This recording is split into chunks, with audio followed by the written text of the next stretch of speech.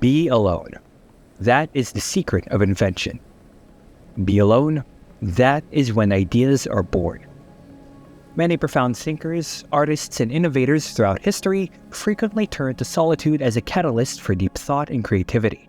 The appeal of solitude might not be immediately obvious, as it's often misunderstood and associated with negative connotations of loneliness and social withdrawal. However, solitude, willingly embraced, has the potential to become a significant instrument leading to personal transformation. Many scientific studies have substantiated that intentional solitude can positively influence various facets of our personal and intellectual growth. With all of that being said, this video does not advocate or encourage unhealthy or destructive social isolation. In this video, we will explore some of the benefits that solitude can have when used mindfully. Number 1. Self-discovery and emotional regulation. Whenever we step into the realm of solitude, we open ourselves up to a unique experience. The chance to dig deep into our own minds. It's in the peace of being alone that we find a perfect environment for self-exploration as well as emotional regulation, two vital aspects of our mental well-being. Solitude gives us an opportunity for self-discovery. It lets us go on an inward journey to better grasp our thoughts, feelings, and actions. Being alone allows us to face our thoughts and feelings, to question our convictions, beliefs, and biases, and to confront habits that might not be beneficial to us.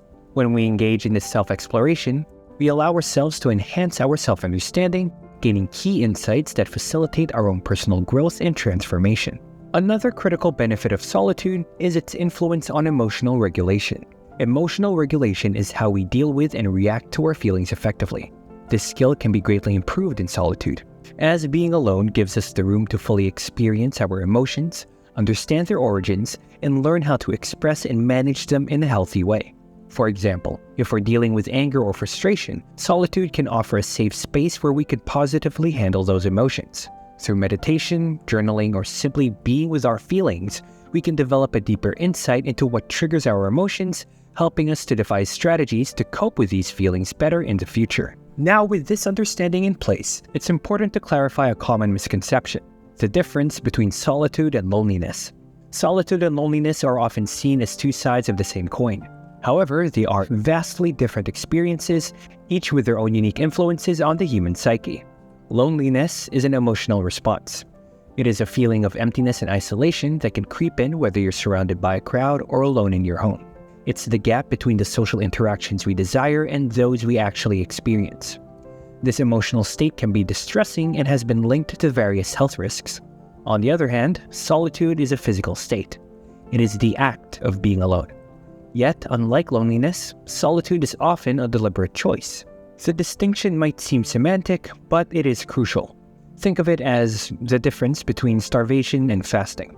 Both involve going without food, but one is a circumstance of deprivation, and the other is a conscious decision for potential benefits or a higher purpose. Number 2. Enhanced mental strength. Solitude makes us tougher towards ourselves and tenderer towards others. In both ways, it improves our character. Friedrich Nietzsche. Throughout history, the merits of solitude in building mental fortitude have been celebrated by many philosophers and thinkers.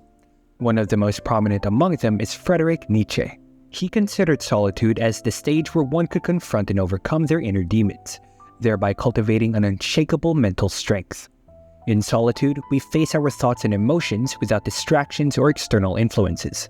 It's simply us grappling with our inner world, a space where we confront our fears, hopes, and ambitions. It's a mental exercise that nurtures resilience. For each time we engage with our inner world and emerge, we come out stronger and more robust. In solitude, we learn to depend on ourselves for emotional support. We realize that we hold the keys to our happiness and contentment. We learn that our feelings of joy, peace, or fulfillment need not to be tied by external factors, but can be nurtured within ourselves. This realization is empowering and can be the beginning of a genuine self-reliance. Number 3, a chance to view the world from your own lens. In our daily life, our perspectives and opinions often get influenced, sometimes even dominated by the views of the people around us. And without even realizing it, we might start to repeat popular views, stick to what's normal, and align ourselves with the majority. This kind of oblivious conformity subtly changes how we see the world. We become a part of the herd, another indistinguishable copy, devoid of our unique essence. But when we allow ourselves to experience some solitude, we get a chance to break away from this cycle. Solitude offers us the quiet space needed for personal reflection, giving us a chance to form our own views, free from the influence of the crowd. Our desire to fit in with the group is a strong social force that psychologists call conformity. It's simply our natural tendency to line up our beliefs and actions with those of the group that we're a part of. This often comes from a desire to be accepted and a fear of being isolated. But this alignment can stifle our uniqueness, quiet our individual voice, and get in the way of our independent thinking. When we actively choose to be alone, however, we carve out a personal space where outside influences are limited. In this space, our thoughts and perspectives can grow and develop without hindrance. Our minds can wander, investigate new ideas, and come to unique conclusions. We can then take a critical look at social norms and expectations, question widely accepted beliefs, and consider other viewpoints, creating our unique intellectual identity. Also, while being alone, we can face our personal truths unaffected by social acceptance or rejection. We're then free to recognize and accept our individual experiences, feelings, and values. And in this way, solitude enables us to view the world not just through our unique intellectual lens, but also from our emotional and personal perspective. Number 4, an opportunity to chase our dreams.